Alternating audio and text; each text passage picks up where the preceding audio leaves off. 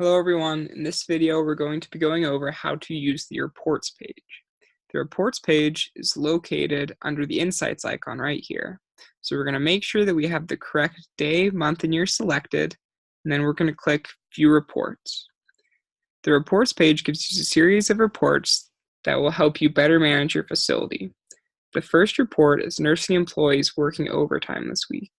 What this report does is it gives you the amount of hours your employees have already worked this week, how many hours they will work, and how much overtime that would put them into. So if we look at Natasha Bibbins, we see that she has worked about 20 hours, will work 30 hours, so that would put her into about 10 hours of overtime. If we click on her name, we can see a breakdown of the shifts that are making up this will work category. If we want, we can click reassign shift, and then click reassign shift again, and put in someone else to take that shift. The next report we have is the same thing, except it's for non-nursing employees. After that, we have nursing employees working past their scheduled times this month.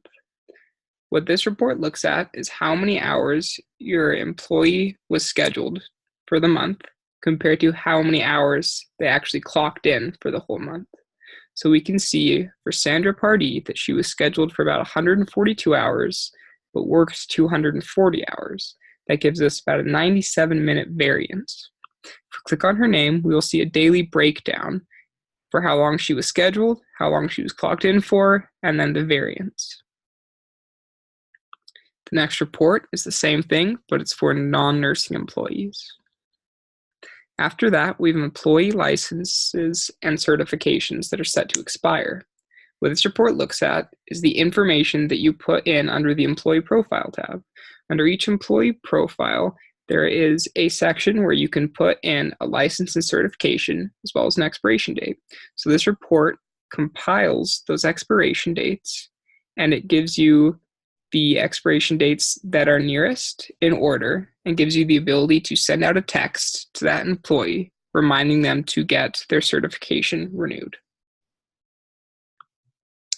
The next report after that is all open and app shifts in the next 45 days. We went over this report in the to-do list, but in this report, what you can do is you can look at an open shift, you could click take action, and you could assign an employee to it. You could incentivize it by making it overtime eligible, or giving a bonus, or adding stars, or you could send out a text asking someone to take this shift. Again, it'll show you all of your open and app shifts for the next 45 days. Okay. After that report, we have current FTE needs for the next 6 weeks. What this report looks at is the total amount of scheduled shifts that you would like to have for the next 6 weeks versus the total amount of scheduled shifts that you actually have for the next 6 weeks. So if we click on Nursing Direct and we look at CNA Day 8, we can see that your target number of shifts for the next 6 weeks is 420. This is based off the shift target number that you put in daily. But only 343 of those shifts are filled. So the system is recommending, based on this variance, that you hire 2.5 full-time employees for CNA Day 8. The next report is early employee check-ins in the past 7 days. What this does is it looks at the start time when employee was supposed to work and checks for the last 7 days if they clocked in before that time. There's a buffer of about 15 minutes that we can set in your facility setup of how early you want to count as an early check-in. So if we click on Teresa Hargis, we see that she has 7 early check-ins for the past 7 days. We can see what time her shift started and then what time she was checking in at, as well as the variance.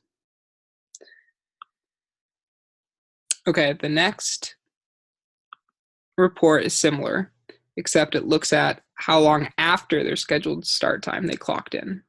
So for the last 7 days, we'll see that Kimberly Quarrel had 6. And if we click on her name, we will see a breakdown of when her shift was supposed to start and what time she clocked in.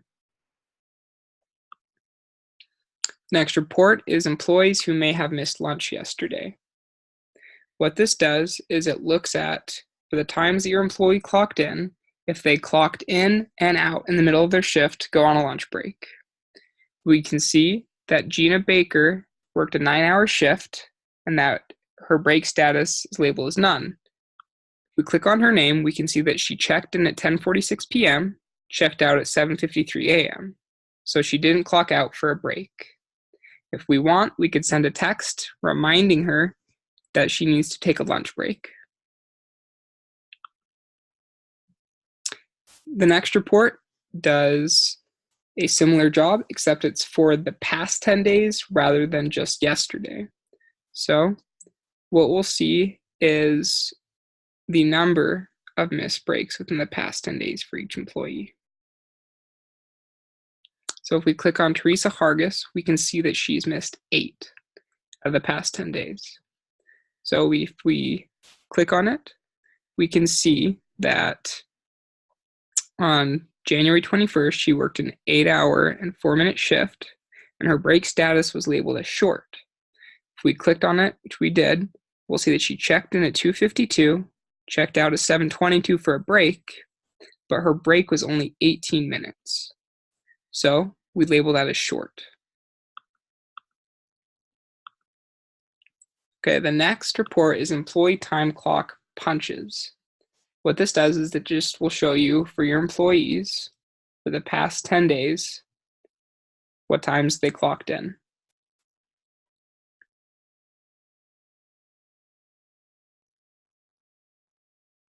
Okay, if we click on Rebecca Allfield, we'll see that on January 21st, she worked an hour and 6 total. And then if we click on this little information button, we'll see what time she clocked in, what time she checked out, and then if she took a break. The next report tracks the stars earned by employees in the last 3 months. So some facilities like to use a star incentive system. So when they are opening up shifts, they will add stars to it. And if an employee takes that shift, those stars will be added to their name. So for this facility, for the last 30 days, Amber Mathis has 5 stars. Within the last 90 days, she had 10 stars. So you can check that if you want to use stars for your incentive program. The next report is all employees with perfect attendance in the last 30 days. This simply gives you a list of all of your employees that had perfect attendance within the last month.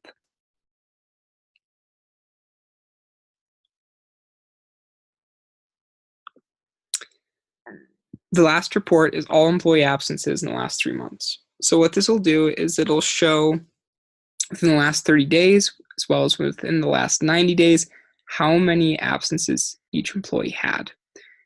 On this view, we don't have the ability to look at a breakdown of the type of absence, but if you go on the Cover Management app and you click on an employee's name under the employee profiles, then you click on absences, it will show you the type of absence that they've had within their total number of absences.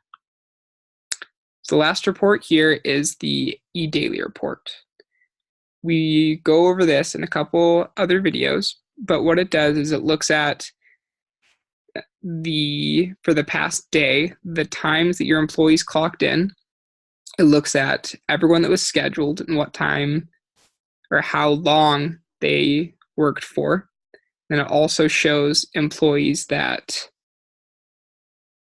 were scheduled but did not show up, as well as employees that showed up but were not scheduled. So that's it for this video. Thank you for listening.